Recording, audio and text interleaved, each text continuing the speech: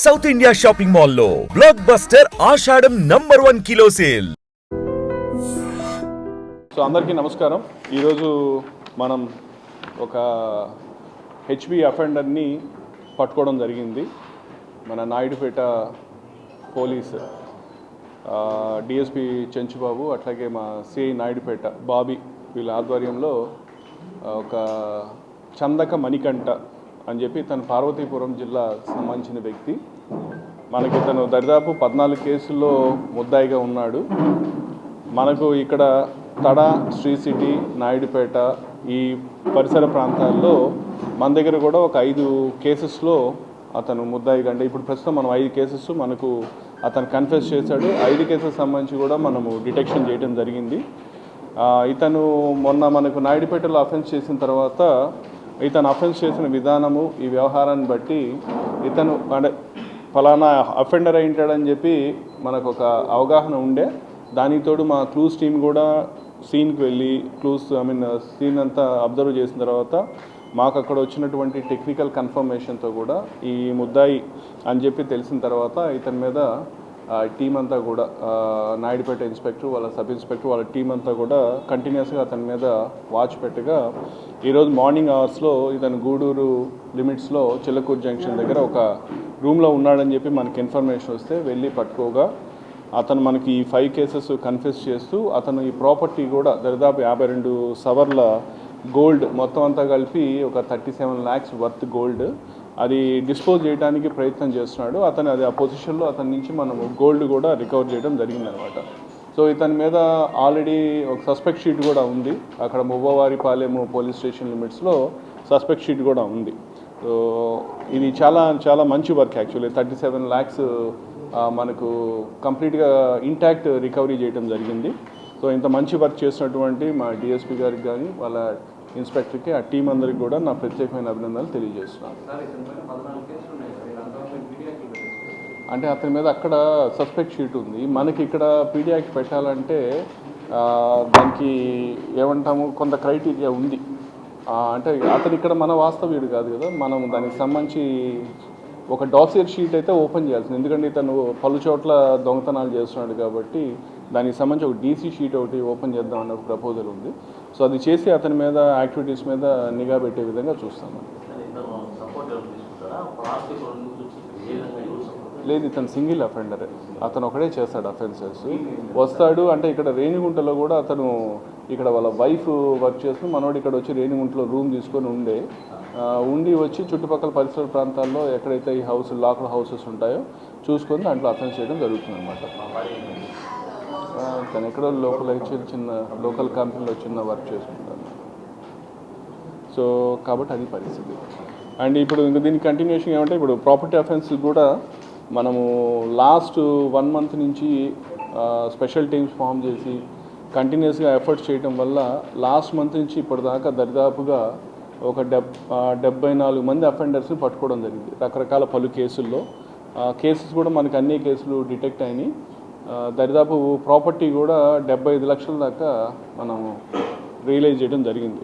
So last 1.5 month కూడా మన property cases detection మంచి వర్క్ జరిగింది తిరుపతి జిల్లాలో. అయితే మనం ఇంకొక చిన్న డ్రైవ్ కూడా టేకప్ చేస్తుంది. యాక్చువల్గా ఈ స్నాచర్స్ ఆ మధ్యకాలంలో మనకు స్నాచింగ్ అఫెన్సెస్ అయ్యాయి. సో కొంచెం ఈ స్నాచర్స్ మీద స్పెషల్ ఫోకస్ పెడదాం. అసలు తిరుపతి జిల్లాలో ఎంతమంది ఉన్నారు, చిత్తూరు, నెల్లూరులో ఎంతమంది ఉన్నారని చెప్పి తీస్తే దరిదాపు తిరుపతి జిల్లాలో 55 మంది, చిత్తూరులో ఒక దరిదాపు వాళ్ళు ఒక 15 నుంచి 20 మంది ఉన్నారు.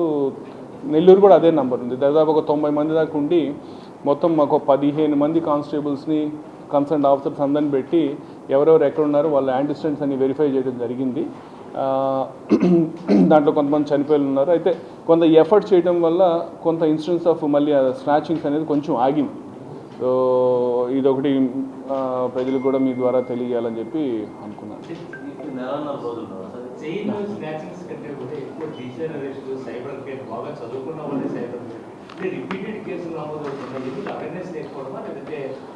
అవేర్నెస్ అయితే మన సైడ్ నుంచి అయితే మనం చాలా అవేర్నెస్ క్రియేట్ చేయడానికి పోస్టర్స్ క్రియేట్ చేస్తున్నాము. ఎప్పుడు మన వాళ్ళు మీటింగ్లకు వెళ్ళినా చెప్తున్నాము, కాలనీస్లో ఇంట్రాక్షన్కి వెళ్ళినప్పుడు చెప్తున్నాము. ఇప్పుడు మీరు చూస్తే తిరుపతిలో ప్రతిరోజు కూడా సీనియర్ సిటిజన్స్ తోటి డెఫినెట్గా ఇంట్రాక్షన్ ఇది పెట్టుకొని పార్కుల్లో కావచ్చు, బయట ఉన్నప్పుడు రోజుకి ఖచ్చితంగా జిల్లాలో కనీసం ఒక 70-80 మందితోటి ఖచ్చితంగా మాట్లాడినప్పుడు కూడా వాళ్ళతో దీని గురించే వాళ్ళకి ఎడ్యుకేట్ చేస్తాం. అవేర్నెస్ అయితే బాగా సఫిషియెంట్గానే చేస్తాం. అట్లాగే ట్రాయ్ టెలికామ్ వాళ్ళు కూడా మనకు డైలర్ టోన్స్లో కూడా డిజిటల్ అరెస్ట్ గురించి మెన్షన్ చేస్తున్నారు. కానీ అయినా మరి ఏంటో తెలిసి కూడా తెలియని ఒక పరిస్థితిలో మరి ఎందుకు అంత భయానికి లోనయ్యి వాళ్ళు అవుతున్నారో చేస్తాం. బట్ అవేర్నెస్ అయితే మనం సఫిషియెంట్గానే చేస్తామని భావిస్తున్నాం. ఇంకా మరింత పెంచి ఇంకొంచెం చేస్తాము దాని గురించి.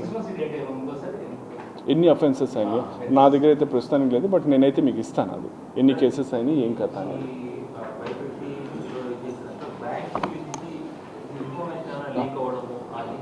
అటువంటిదైతే మనకు బ్యాంక్ నుంచి ఇన్ఫర్మేషన్ లీక్ అవుతున్న ఇదైతే ఎక్కడా కూడా ఇన్వెస్టిగేషన్లో అది మనకు రాలేదు. అది అంత ఓపెన్ సోర్స్లో నంబర్స్ వస్తున్నాయి చూసుకొని చేస్తున్నారు. ఇట్లా మన బ్యాంక్ యొక్క రోల్ అనేది ఇంకా కరెక్ట్గా ఎక్కడ లీక్ అవుతుందా ఏంటో మనం ఇప్పుడు లేదు దానికి సంబంధించి కంక్లూజన్ చేస్తున్నాం. అంటే ట్రాన్సాక్షన్ ఏమవుతుందంటే ఒక డిజిటల్ అరెస్ట్ దీంట్లో చాలా ఛాలెంజెస్ ఉన్నాయి. ఒక అఫెన్స్ జరిగితే ఒక అకౌంట్ నుంచి మల్టిపుల్ లేయర్స్లో మల్టిపుల్ అకౌంట్స్కి వెళ్ళిపోతాయి. ఒక అకౌంట్తో స్టార్ట్ అయిన ఇది 5 అకౌంట్లు ఫస్ట్ లేయర్లో ఉంటే అక్కడి నుంచి 200-300 అకౌంట్కి వెళ్ళిపోతాయి బెనిఫిషరీస్కి.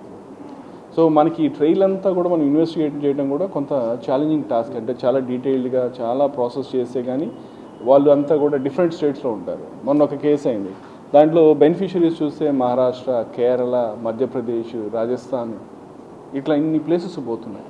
సో ఇవన్నీ కూడా మనం వాళ్ళని ఐడెంటిఫై చేయడం, వాళ్ళు ఇవన్నీ చేయడం అనేది టైం టేకింగ్ ప్రాసెస్. బట్ చేస్తాం, కొన్ని కేసులు డిటెక్ట్ అవుతున్నాయి కూడా చేస్తాము. ఇంకో కేసులో కూడా మనం కూడా ఎఫర్ట్స్ చేస్తున్నాము దాంట్లో డెఫినెట్గా. నిజంగా ఇదంతటికి కూడా సెపరేట్గా ఒక వర్టికల్ పెట్టుకొని, అంటే ఆల్రెడీ ఒకటి I4C అని ఒకటి ఉంది మనకు. అది అన్ని స్టేట్స్లో ఉన్న ఆఫీసర్ తోటి, అంటే మన CIDలో కావచ్చు అన్ని ఏజెన్సీస్తో కూడా కోఆర్డినేషన్లో ఉండి చేస్తారు. బట్ దానికి ఇంకా సెపరేట్ వర్టికల్ ఉండి ఉంటే బాగుంటుంది. నిజంగా ప్రస్తుతం ఉన్నటువంటి సమాజం దేనికి ప్రయారిటీ ఇస్తుంది? ఆర్థిక సంబంధాల చుట్టూ మాత్రమే తిరుగుతోంది. మళ్ళీ ఎన్నికలంగానే చాలా విరక్తి కలుగుతాను. మంచి అనిపిస్తుంది కదా, లేడీస్ కూడా ఛాలెంజింగ్ జాబ్స్ చేసినప్పుడు చాలా బాగుంటది. ఫుడ్ డెలివరీ ఇవ్వటానికి వెళ్ళినటువంటి డెలివరీ బాయ్ అనిల్ పై కళ్ళ ముందు